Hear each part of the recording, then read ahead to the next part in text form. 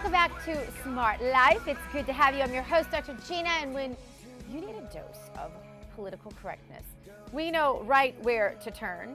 To join John Hawkins and the rightwingnews.com is to be part of the politically incorrect crowd. John, welcome back to the show. We're glad to have you. Your latest column that got everyone all fired up is about what you called the real sickness at the heart of the American culture. I kind of feel like this whole show today has culminated in this most perfect segment with you, John. Some of the things you mentioned in that article: we have a higher moral standard for the NFL than we do for our own political leaders in Washington. That's such a great point. I don't think anyone else has made that point. We have a political party dedicated to the idea of taking things from people who've worked for it and giving it to people who haven't. We make little effort to assimilate immigrants into our society and instead encourage them to embrace the culture they escaped from to the United States. I mean, you are making the most logical bird's eye view points, John, that no one else is making. And what's your feedback on all of this? I think a lot of people believe that. That column did absolutely fantastic. I think what's happening for a lot of people is they're afraid to say it. We've been told that Republicans aren't supposed to talk about morals anymore. We've got to be quiet. We've got to just talk about economic things. One of the things you talk about extensively is the grievance industry, full of people making a living claiming to be offended by things. That's so true. It dominates our media. It dominates our culture.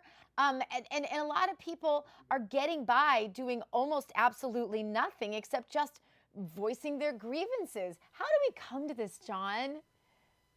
Well, I think that we've gotten to the point where, yeah, everyone voices their grievances because we pay attention to them. Look at the craziness we've started embracing as a culture. For example, we just had Tony Stewart, who had to actually go to court here. He had to face a grand jury to see if he's responsible for killing a guy who got out of his car, high on marijuana, and walked towards him. That is the craziest thing I have ever heard. Why are we doing something like that? We've got to be able to say, hey, if you do something wrong, you're responsible for it. We can't ask other people to take responsibility for our mistakes. Another key one that you mentioned in your townhall.com article is that more children have died because of Roe versus Wade than were killed during the Holocaust. John, what impact does that have on our culture?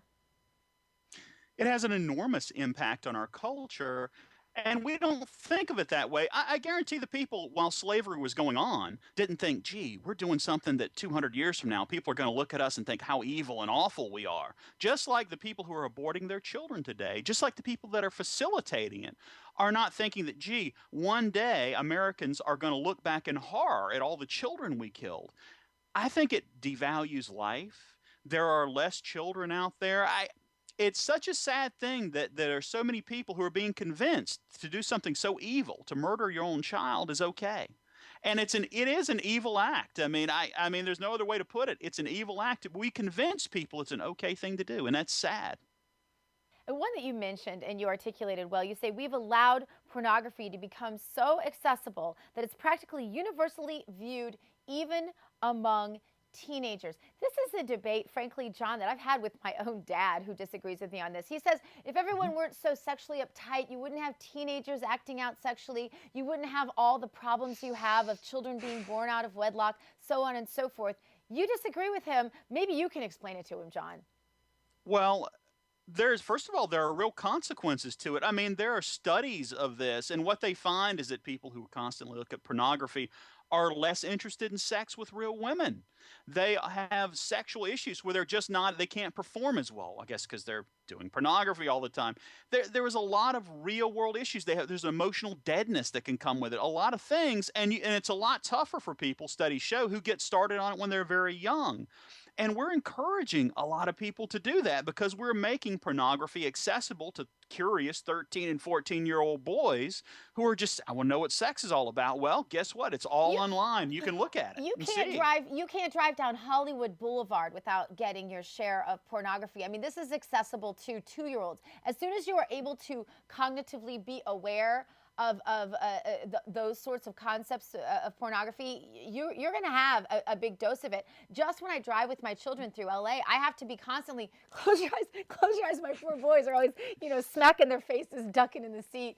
It looks like they have a problem. But, it really is true, because you can't get away from it in our culture. It's not a matter of having to even look to be exposed to it. It's a matter of having to make a very conscientious effort to protect young boys and, frankly, girls from what you see in your shopping mall, John, in middle America. This is everywhere. Another point you make, you say we're the greatest, most powerful, most prosperous, most virtuous, God bless you, John Hawkins, nation that has ever existed. And despite all of that, we obsessed over our nation's faults instead of our achievements.